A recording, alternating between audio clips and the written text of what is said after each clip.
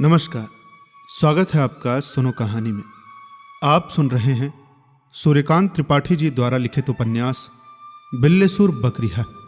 कहानी के पिछले भाग में हमने सुना कि त्रिलोचन बिल्लेसुर के लिए एक लड़की का रिश्ता लेकर आता है, लेकिन बाद में पता चलता है कि त्रिलोचन उसे झांसे में ले रहा था, जिसके कारण बाद में बिल्लेसुर शादी के लिए मना कर देता है। अब आगे अंतिम भाग। कार्तिक लगते मन्नी की सास आई। कुछ भटकना पड़ा। पूछते पूछते मकान मालूम कर लिया। बिल्लेसुर ने जब देखा तो लपक कर पैर छुए, मकान के भीतर ले गए, खटोला डाल दिया, उस पर एक टाट बिछाकर कहा, अम्मा बैठो।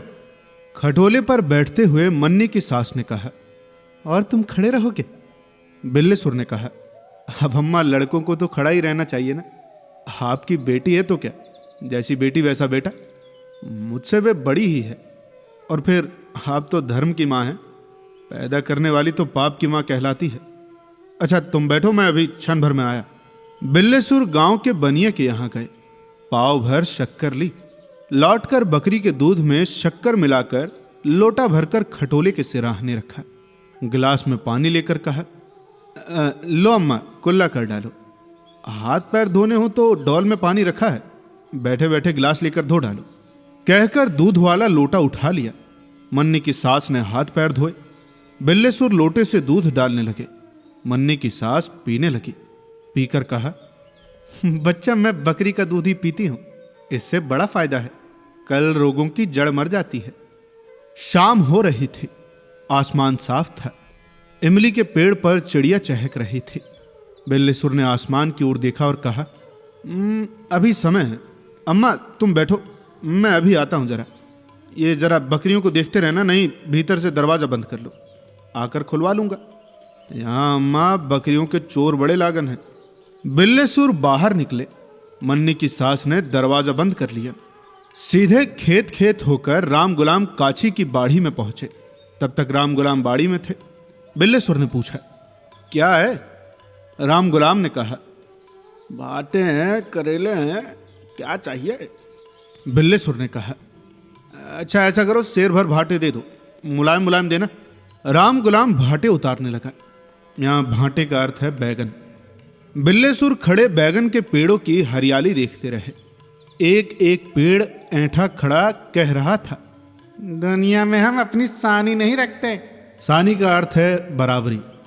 राम गुलाम ने भाटे उतारकर तौल कर माल वाला पलड़ा काफी झुका देखते हुए भाटे बिल्लेसुर के अंगोछे में डाल दिए। बिल्लेसुर ने पहले अंगोछे में एक गांठ मारी, फिर टेंट से एक पैसा निकालकर हाथ बढ़ाए खड़े हुए राम गुलाम को दिया। राम गुलाम ने कहा, एक और लाओ। बिल्लेसुर मुस्कुराकर बोले, अब क्या गांव वालों से भी बहियार का भाव लोगे? राम गुलाम ने कहा, ये कान रोज अंगोछा बढ़ाए जाते हो, आज मन चला होगा या कोई नाटेदार आया होगा? बिल्लेसुर ने कहा, अच्छा चलो कोई बात नहीं, कल ले लेना, इस वक्त नहीं है। बिल्लेसुर की तरकारी खाने की इच्छा होती तो वो चने भिगो देते थे, फिर तेल मसाले में तलकर रसेदार बना लेते थे। लौटते हुए मुरली कहार से कहा, अरे मुरली भाई, कल पहर भर दिन चढ़ते यार हमें 2 सेर सिंघाड़े दे जाना। फिर घर आकर दरवाजा खुलवाया, दिया जलाकर बकरियों को दूहा, सवेरे की काटी पत्तियां डाली और रसोई में रोटी बनाने गए। रोटी, दाल, भात, बैंगन की भाजी, आम का अचार, बकरी का गरम दूध और शक्कर परोसकर पाटा डालकर पानी रखकर सास जी से कहा, अम्मा चलो भोजन कर लो। मन्नी की सास शर्माई हुई उठी, हाथ पैर धोकर चौके में जाकर प्रेम से भोजन करने लगी। खाते खाते पूछा, भैंस तो तुम्हारे है नहीं, लेकिन घी भैंस से जान पड़ता है। बिल्लेसुर ने कहा, अब क्या कहूं अम्मा, गृहस्थी में तो भैंस का ही घी रखना पड़ता है, अब कोई आया गया तो हाँ, अपने काम में बकरी का ही घी लाता हूं। मन्नी की सास ने छक्कर भोजन किया, हाथ मुंह धोकर खटोले पर बैठी। बिल्लेसुर ने इलायची मसाले से निकाल कर दी, फिर स्वयं भोजन करने गए। बहुत दिनों बाद तृप्ति से भोजन करके पड़ोस से एक चारपाई मांग लाए, डालकर खटोले का टाट उठाकर अपनी चारपाई पर डाला और मन्नी की सास के लिए बंगाल से लाई रंगीन दरी बिछा दी। वहीं का गुरवाइन का पुरानी धोतियों को लपेट कर सियत तकिया लगा दिया। सास जी लेटी आंखें मूंद कर बिल्लेसुर की बकरियों की बात सोचने लगी। जब बिल्लेसुर काछी के यहां गए थे, उन्होंने एक एक बकरी को अच्छी तरह देखा था, गिनकर आश्चर्य प्रकट किया था। इतनी बकरियां और बच्चे से 3 भैंस पालने के इतना मुनाफा हो सकता है? कुछ ज्यादा ही होगा। बिल्लेसुर धैर्य के प्रतीक थे। मन में उठने पर भी उन्होंने विवाह की बातचीत के लिए कोई इशारा भी नहीं किया। सोचा कि आज थकी हैं तो आराम कर ले, कल अपने आप बात छेड़ेंगे, नहीं तो यहां सिर्फ मुंह दिखाने थोड़ी ही आई हैं। बिल्लेसुर पड़े थे कि एकाएक सुना कि खटोले से सिसकियां आ रही हैं। सांस रोककर पड़े सुनते रहे। सिसकियां धीरे धीरे गूंजने लगी, फिर रोने की साफ आवाज उठने लगी। न जाने किस देश में मेरी बिटिया को ले गए बेटा, जब से गए चिट्ठी भी न दी। बिल्लेसुर ने समझाया, अरे अम्मा तो रो नहीं, भाभी बड़े मजे में है। मन्नी भैया उनकी बड़ी सेवा करते हैं। मैं जहां गया था मन्नी वहां से दूर है हालांकि, लेकिन फिर भी हाल मिलते रहते थे। लोग कहते हैं कि अच्छी नौकरी लग गई है। उनका सारा मन भाभी पर लगा है, और फिर अब भाभी भी उतनी बड़ी नहीं है। लोग कहते थे बिल्लेसुर अब 2-3 साल में तुम्हारे भतीजा होगा। राम करे सुख से रहें भैया, हमको तो धोखा दे गए बच्चे। हमारे और कौन थे बेटा? जिस तरह दिन कटते हैं हमारी आत्मा जानती है। कहकर मन्नी की सास ने अघाकर सांस छोड़ी। बिल्लेसुर ने कहा, अरे अम्मा जैसे मन्नी वैसे मैं, तुम यहां रहो ना, खाने की यहां कोई तकलीफ नहीं है। मुझे भी बनी बनाई 2 रोटियां मिल जाएंगी। मन्नी की सास बहुत प्रसन्न हुई। कहा, अरे बच्चा फूलो फलो, तुम्हारा ही तो आसरा है। अब के आई हूं तो कुछ दिन रहकर जाऊंगी। तुम्हारा काम काज यहाँ के देख लूं। ब्याह एक लगा है, यदि हो गया तो उसे तुम्हारी गृहस्थी समझा दूंगी। अरे अम्मा इससे अच्छी बात और क्या होगी? बिल्लेसुर पौरुष में जागकर बोले। मन्नी की सास ने कहा, बच्चा अब तक नहीं कहा था, सोचा था कि जब काम से छुट्टी पा जाओगे तब कहूंगी। ब्याह एक ठीक है, लड़की तुम्हारे लायक सयानी है, लेकिन हमारी बिटिया की तरह गोरी नहीं है। भले मानुस है, घर का कामकाज संभाल लेगी। बताओ राजी हो? बिल्लेसुर भक्ति भाव से बोले, अब अम्मा ये तो सब आप जाने, यदि आप राजी हैं तो मैं भी हूं। मन्नी की सास प्रसन्न हुई। कहा, ठीक है, कर लो। उसको भी तुम्हारे साथ तकलीफ ना होगी, लेकिन थोड़ी सी मदद उसकी माँ की तुम्हें करती रहनी पड़ेगी। ब्याह से पहले बहुत नहीं तो 30 रुपए दे दो। गरीब है बेचारे, कर्जदार है। फिर उसके बाद कुछ कुछ देते रहना। उसके बेटा और कोई नहीं है। मैं लड़की को तुम्हारे यहाँ ले आऊंगी, फिर विवाह कर लो। बारात उसके यहाँ ले जाओगे तो फिर कुल खर्चा देना पड़ेगा, इसमें ज़्यादा खर्च बैठेगा तुम्हारा। यहाँ तो अपने घर में 4 नातेदार बुलाकर ब्याह कर लोगे और भले भले पार लग जाओगे। क्यों? बिल्लेसुर को मालूम दिया कि इस जबान में छल नहीं है। कहा, ठीक है अम्मा, बड़ी नेक सलाह है, ऐसा ही करते हैं। इसके बाद मन्नी की सास कई रोज रही। बिल्लेसुर को बना बनाया खाने को मिला।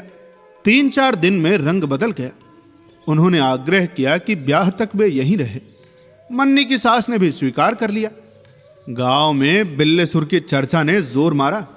एक दिन त्रिलोचन ने मन्नी की सास को घेरा और पूछा, बताओ जरा ब्याह कहां रचा रही हो? अपनी नातेदारी में। मन्नी की सास ने कहा, वो कहां है? क्यों, क्या बिल्लेसुर तुम ही हो? मन्नी की सास ने आंखें नचाकर पूछा। फिर कहा, बच्चे मेरी निगाह साफ है, मुझे तिंगुर नहीं लगता।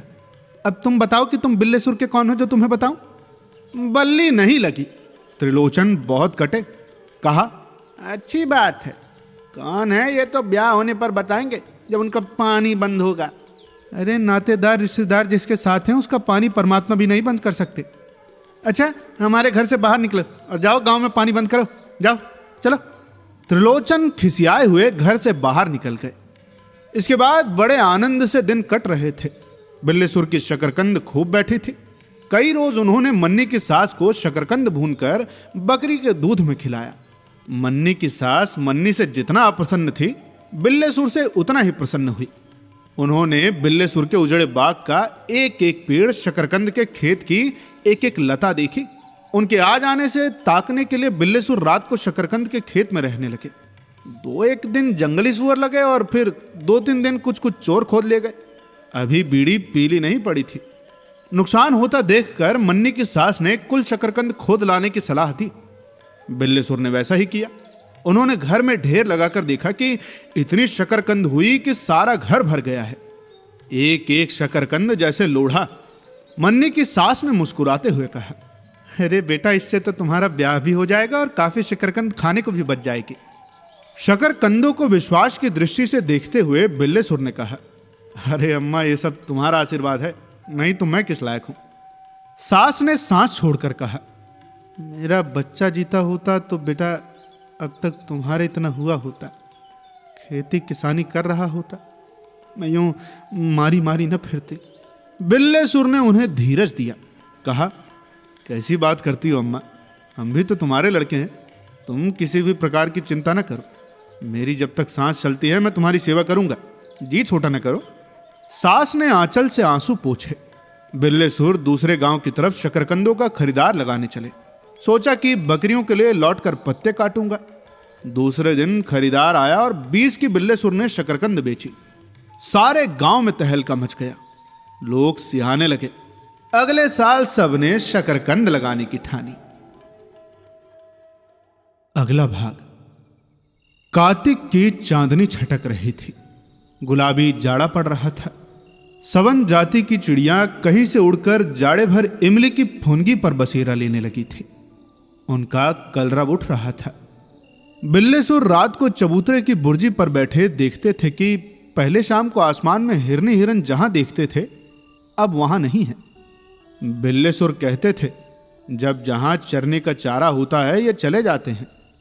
शाम से ओस पड़ने लगी थी, इसलिए देर तक बाहर का बैठना बंद होता जा रहा था। लोग जल्द जल्द खा पीकर लेटे रहते थे। बिल्लेसुर घर आए। मन्नी की सास ने रोज की तरह रोटी तैयार कर रखी थी। इधर बिल्लेसुर कुछ दिनों से मन्नी की सास की पकाई रोटी खाते हुए चिकने हो चले थे। पैर धोकर चौके के भीतर गए। मन्नी की सास ने परोसकर थाली बढ़ा दी। सास को दिखाने के लिए बिल्लेसुर रोज अग्रासन निकालते थे। भोजन करके उठते वक्त हाथ में ले लेते थे और रखकर हाथ मुंह धोकर कुल्ले करके बकरी के बच्चे को खिला देते थे। अग्रासन निकालने से पहले लोटे से पानी लेकर 3 दफे थाली के बाहर से चबाते हुए घुमाते। अग्रासन निकालकर तुनकियां देते हुए लोटा बजाते थे और आंखें बंद कर लेते थे। वो कृत्य उन्होंने आज भी किया। जब भोजन करने लगे तब सास जी बड़ी दीनता से खींचे काढ़कर बोली, बच्चा, अब अगहन लगने वाला है, कहो तो अब चलूं। फिर खांस कर बोली, और फिर वो काम भी तो देखना ही है ना। कौर निगल कर गंभीर होते हुए मोटे गले से बिल्लेसुर ने कहा, हाँ अम्मा, वो काम तो देखना ही है। वही तो कह रही थी बेटा। कुछ आगे खिसक कर सास जी ने कहा, कुछ रुपए अभी दे दो और कुछ बात को ब्याह के 2-3 रोज पहले दे देना। रुपए के नाम से बिल्लेसुर कुनमुनाए, लेकिन बिना रुपए ब्याह भी तो ना होगा। ये समझते हुए एक पख लगाकर ब्याह पक्का करने लगे। कहा, लेकिन अभी तो अम्मा किसी पंडित से बिचौराया भी नहीं गया है, ना बने अगर तो। हाँ, बच्चे की बात। पूरे विश्वास के सिर उठाकर मन्नी की सास ने कहा, बेटा, जब उसमें कोई दोख ही नहीं है तो ब्याह कैसे नहीं होगा। बच्चे, वो पूरी गऊ है और उसका ब्याह वो अब तक होने को रहता। अरे राम खिलावन आए परदेश से उल्टे पांव लौट जाना चाहते थे। हाथ जोड़ने लगे, चाची ब्याह कर दो, जितना रुपए कहोगी देंगे। अच्छा भाई, फिर लड़की की अम्मा को मनाकर कुंडली लेकर बिचरवाने गए। फट से बन गया। लड़की की अम्मा को 300 नगद दे रहे थे, पर शिष्टा की बात, लड़की की अम्मा ने कहा, मेरी बिटिया को परदेश ले जाएंगे, फिर कभी इधर झाकेंगे नहीं। बीमारी आरामी, बूंद भर पानी को तरसूंगी, रुपए लेकर मैं क्या करूंगी। बना बनाया ब्याह उजड़ गया बेटा। इसके बाद फिर चुकंदरपुर के जमींदार राम निवाज आए, उससे भी ब्याह बन गया। जब फलदान चढ़ने का दिन आया तब लड़की की अम्मा को उनके गांव के किसी पट्टीदार ने भड़काया कि राम निवाज अपने बाप का है ही नहीं। लो, तब फिर क्या था, बस ब्याह रुक गया। कितने ब्याह आए, सब बन गए, लेकिन कोई ना हो पाया। बिल्लेसुर को निश्चय हो गया कि लड़की के खून में कोई खराबी नहीं। उन्होंने संतोष की सांस छोड़ी। मन्नी की सास का भावावेश तब तक मंद पड़ गया था। बंगालिन की तरह चटक कर बोली, अब तुमसे कहती हूं बेटा, हमारे अपने हो, सैकड़ों सच्ची झूठी बातें न गढ़ती तो वो रान तुम्हारे लिए राजी न होती। बिगड़कर बिल्ले सुर बोले, तुम तो कहती थी अम्मा कि बड़े भलमानुस हैं। कहने के लिए बच्चा है, भले मानुस सबको कहते हैं, लेकिन कैसा भी भले मानुस हो, अपनी चित कौड़ी को पट होते देखता है, फिर वो तो 10-20 वाली तुम्हारे यहाँ कैसे लड़की ब्याह देती। उसको समझाया कि दुर्गा दास के सुकुल हैं, परदेश से कमा के आए हैं, कहो कि एक साथ गिन दे तो ऐसा ना होगा, धीरे धीरे देंगे। आखिर कहाँ जाति मान गई। तुमसे इसीलिए तो कहा कि 30 ब्याह से पहले दे दो, फिर धीरे धीरे मदद करते रहो। सास जी टकटकी बांधे बिल्ले सुर को देखती रही। इतने कम पर राजी न होना मूर्खता है, ये समझकर बिल्ले सुर ने कहा, अच्छा अम्मा, तो कल कुंडली और 1 रुपया लेकर चलो। 3-4 दिन में मैं पंडित से आकर पूछूंगा कि कैसा बनता है। 1 दफे नहीं बच्चा, 10 दफे, लेकिन जब आना तब 15 रुपए लेते आना, कम से कम। गंभीर होकर बिल्ले सुर उठे और हाथ मुंह धोने लगे। मन को समझाती हुई सास जी भोजन करने बैठी। भोजन के बाद दोनों लेटे और अपनी अपनी गुत्थी सुलझाते रहे।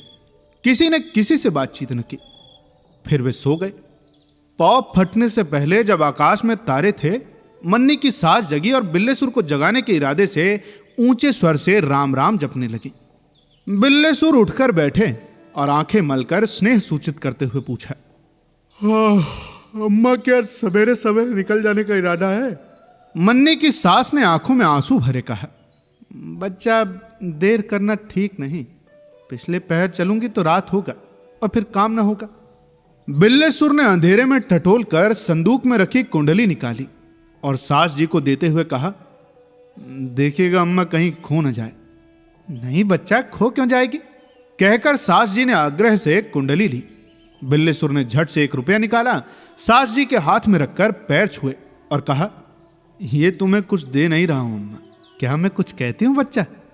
असंतोष को दबाकर मन्नी की सास घर के बाहर निकली। रास्ते पर आकर एक सांस छोड़ी और अपने गांव का रास्ता पकड़ा। अब तक सवेरा हो चुका था। अगला भाग। बिल्ले सुर ने इधर बड़ा काम किया। शकरकंद वाले खेत में मटर बो दिए, उधर वाले में चने बो चुके थे जो अब तक बढ़ आए थे। काम करते हुए रह रहकर बिल्ले सुर को सास की याद आती रही। विवाह की बेल जैसे कलियां लेने लगी। काम करते करते दुचित्ते होने लगे, सांस रुक रुक कर जाने लगी, रुएं खड़े होने लगे।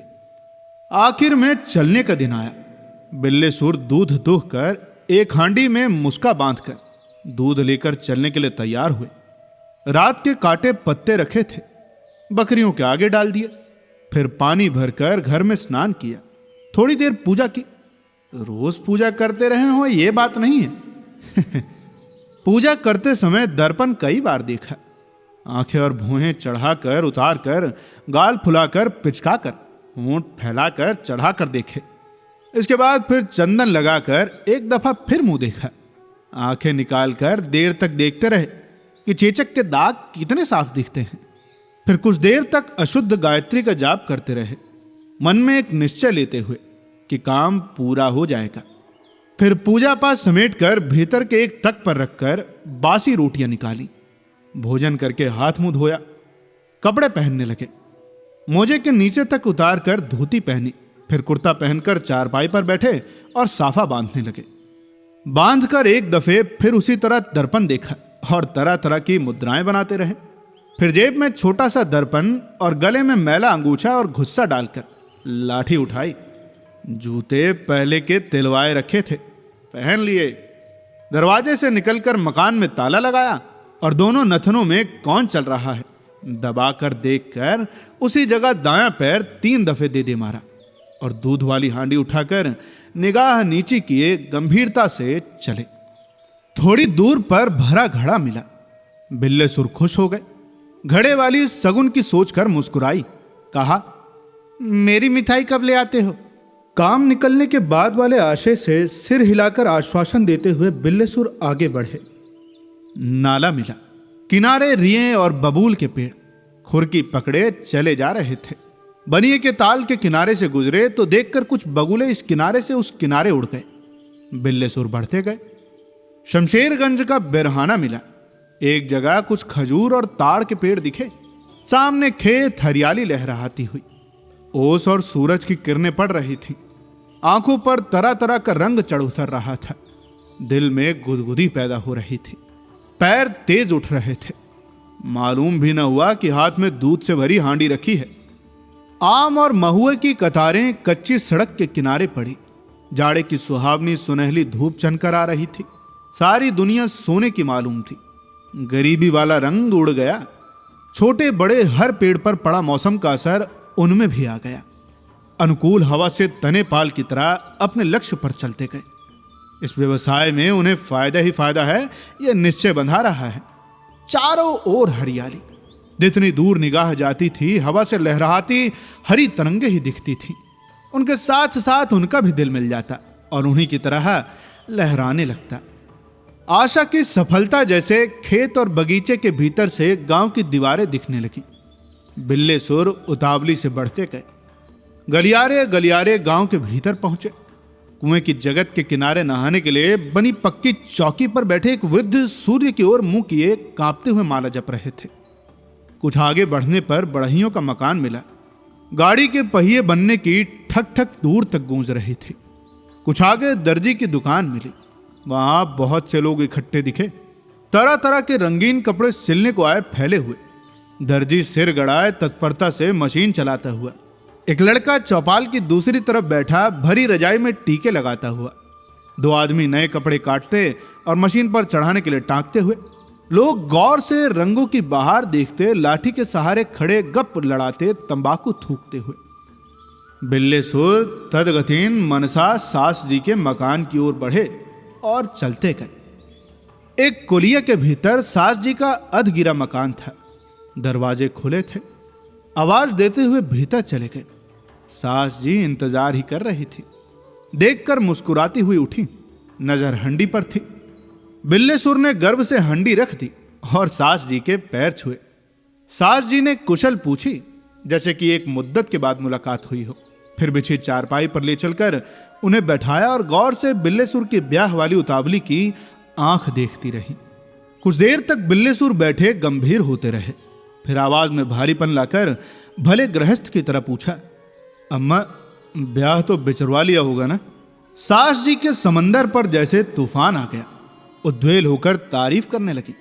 किस तरह पंडित के यहां गई। पंडित ने बेचारा आंखें चढ़ाकर कहा, साक्षात लक्ष्मी है, घर पर पैर रखते ही घर भर देगी। विवाह बहुत बनता है। लड़की वैश्य वर्ण है और देवगण। बिल्लेसुर से कोई बैर नहीं पड़ता। साथ ही ये भी कहा कि कुल में ऊंचे हैं, इसलिए बिल्लेसुर यहां अपने को छंगे के नहीं तो दुर्गादास वाले जरूर कहें, नहीं तो उनकी तौहीन होगी। बिल्लेसुर की बाँछें खिल गईं। विनम्र भाव से कहा, माँ बाप का कहना तो सभी मानते हैं अम्मा, जैसी आज्ञा होगी कहने में मुझे ऐतराज ना होगा। सास जी ने तृप्ति की सांस छोड़ी। फिर बिल्लेसुर के पास एक पंडित बुला लाई। पंडित ने शीघ्र बौद्ध के अनुसार बनते हुए ब्याह की प्रशंसा की। बिल्लेसुर श्रद्धापूर्वक मान गए। अगली लगन में ब्याह होना निश्चित हो गया और सास जी की आज्ञा के अनुसार उन्हीं के यहां से ब्याह होने की बात तय रही।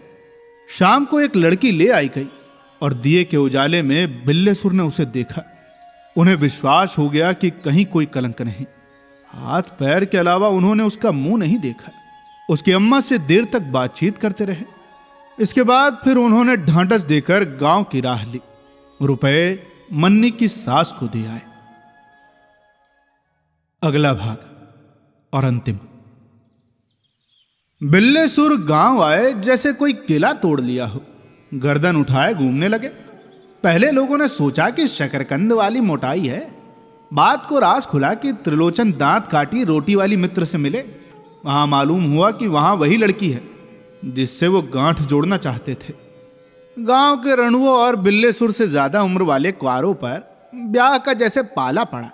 त्रिलोचन ने बिल्लेसुर के खिलाफ जली कटी सुनाते हुए गर्मी पहुंचाई। कहा, ब्राह्मण है, अरे लड़की के बाप का तो पता नहीं, किसी भले मानुस को पानी पिलाने लायक न रहेगा। लोगों को दिल जमाई हुई। गांव के बाजदार डोम और परजा बिल्लेसुर को आकर घेरने लगे। खुशामद की 4 बातें सुनाते हुए घर की सूरत बदली। चिराग रोशन हुआ। साल भर में बाप दादे के नाम भी जग जाएगा। पहले सूने दरवाजे से सांस लेकर निकल जाते थे, अब अड़े रहेंगे, कुछ लेकर टलेंगे। बिल्लेसुर को ऐसी गुदगुदी होती थी कि झुर्रियां भी मुस्कुरा देती थी। सोचते थे कि पर्दे नाक के बाल बन गए। पतले हाल की परवाह न कर चढ़कर ब्याह करने की ठानी। लोग हंसाई से डरे। पर्जे ऐसा मौका छोड़कर कहां जाएंगे। सोचा इन्हें कुछ लिया दिया न गया तो रास्ता चलना दूभर कर देंगे। बाप दादों के बंधी मेड़ कट जाएगी। भरोसा हुआ कि ब्याह का खर्च निभाह लेंगे। नाई रोज तेल लगाने और बाल बनाने की पूछने लगा।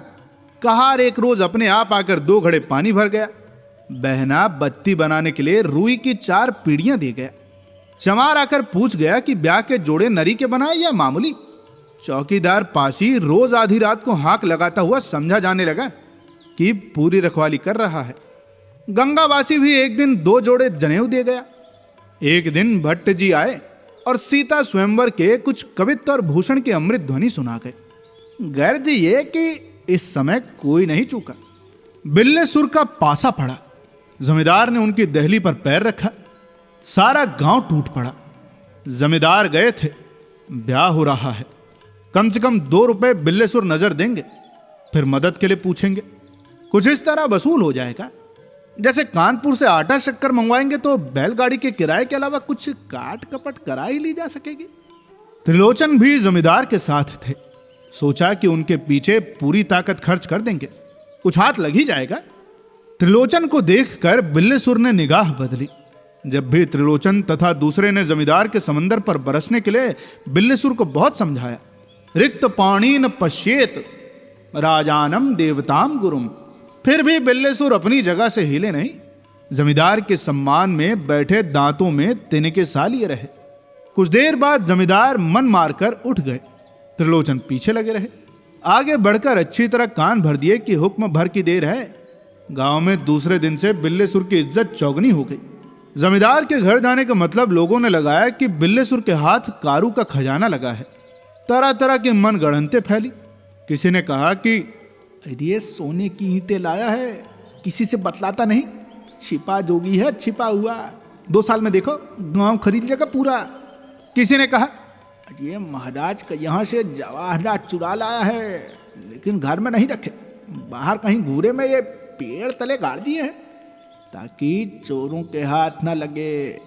ऐसी बातचीत जितनी बड़ी, बिल्लेसुर के सामने लोगों की आंख उतनी ही झुकती गई।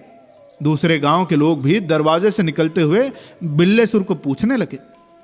एक दिन नाई को बुलाकर बिल्लेसुर ने कहा, ऐसा करो कि मन्नी के ससुराल गोवर्धनपुर चले जाओ और कह आओ कि ब्याह बारात ले जाकर करेंगे। लड़की को मन्नी की सास बुला ले, उन्हीं के घर में खम गड़ेगा, बाकी यहाँ आकर समझ जाए। नाई कह आया, फिर नातेदार के यहाँ न्योता पहुंचाने चला। एक गांठ हल्दी, एक सुपारी और तेल मायम, ब्याह के दिन जवानी। जितने मान्य थे दोनों जगहों की विदाई की सोचकर मडलाने लगे। बिल्लेसुर के बड़प्पन के बाद के पर बढ़ चुके थे। वे अवसर नहीं चूके। दूसरे गांव में गाड़ी मांगी। व्यवहार रखे रहने के लिए मालिक ने गाड़ी दे दी। बिल्लेसुर चक्की से गेहूं पिसा लाए।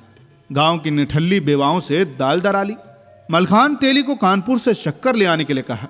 बाकी कपड़ा और सामान गांव के जुलाहे, काची तेली, तंबोली डोम और चमारों से तैयार करा लिया। घर के लिए चिंता थी कि बकरियों में नातेदार की गुजर न होगी, वो भी दूर हो गई। सामने रहने वाली चौधरी की बेवा ने एक कोठरी अपने लिए रखकर बाकी घर छोड़ देने की पूरी उत्सुकता से उसे वचन दिया। बिल्लेसुर की खुली किस्मत से उन्होंने भी शिरकत की। नातेदार आने लगे। कुल के कुल बिल्लेसुर के पिता के मान्य, यानी रुपए लेने वाले। चौधरी के मकान में डेरा लगवाया गया तो चौकन्ने हुए। बकरियों का हाल मालूम कर खींचे, फिर अलग रहने के कारण से खुश होकर बाहर ही बाहर बरतौनी और काट जाने की सोचकर बाजी सी मार बैठे।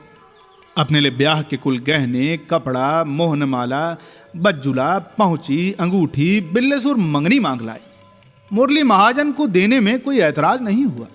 वो भी बिल्लेसुर का महात्म्य सुन चुका था।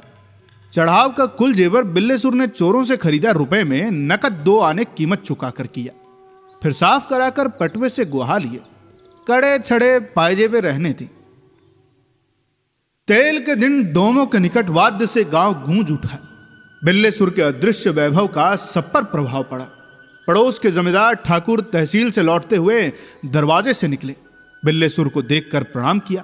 कारू के खजाने की सोचकर कहा, लोगों की आंख देखकर हम कुल भेद मालूम कर लेते हैं। ब्याह करने जा रहे हो? हमारा घोड़ा चाहो तो ले जाओ। बिल्लेसुर ने राज दबाकर कहा, साहब हम तो गरीब ब्राह्मण हैं, ब्राह्मण की तरह ही जाएंगे। खैर आप हमारे राजा हैं, सब कुछ दे सकते हैं। ठाकुर साहब ये सोचकर मुस्कुराए कि खुलना नहीं चाहता। फिर प्रणाम कर विदा हुए। मात्र पूजन के दूसरे दिन बारात चली। कुआं पूजा गया। दूध बिल्लेसुर की एक चाची ने पिलाया। पैर लटकाए देर तक कुएं की जगत पर अड़ी बैठी रही। पूछने पर कहा, हम तो सोने की ईंट लेंगे। बिल्लेसुर समझकर मुस्कुराए। गांव वालों ने कहा, हाँ बुरा नहीं है, आखिर और किस दिन के लिए जोड़कर रखी गई है भाई। बिल्लेसुर ने कहा, चाची यहां तो निहत्था हूं, पैर निकालो, लौटकर तुम्हें ईंट ही दूंगा। चाची खुश हो गई। गांव वालों के मुंह पर हवाइयां उड़ने लगी। उन्हें पूरा विश्वास हो गया कि बिल्लेसुर के पास सोने की 50 ईंटें हैं। बारात निकली। अगवानी, द्वारचार, ब्याह, भात, छोटा बड़ा आहार, बरतौनी, चतुर्थी, कुल अनुष्ठान पूरे किए गए। वहां इन्हीं का इंतजाम था। मान्य कुल मिलाकर 5, बाकी कहार, बास्तार और भैयाचार। 4 दिन के बाद दुल्हन लेकर बिल्लेसुर अपने घर लौटे। फिर अपने धनी होने का राज उन्होंने अपने जीवन में कभी खुलने नहीं दिया। तो यह था एक छोटा सा लघु उपन्यास बिल्लेसुर बकरिया, और इसके लेखक हैं सूर्यकांत त्रिपाठी जी, जिसे आपने सुना मृत्युंजय मिश्रा की आवाज में। ऐसी ही और भी कहानियों को सुनते रहने के लिए सब्सक्राइब करें हमारे चैनल को। आगे सजेशन दें कि पब्लिक डोमेन में और कौन सी नॉवल या कहानियां पढ़ी जाए। जल्द ही मिलते हैं आपसे अगले उपन्यास के साथ। तब तक के लिए सुनते रहिए सुनो कहानी की अन्य कहानियां। धन्यवाद।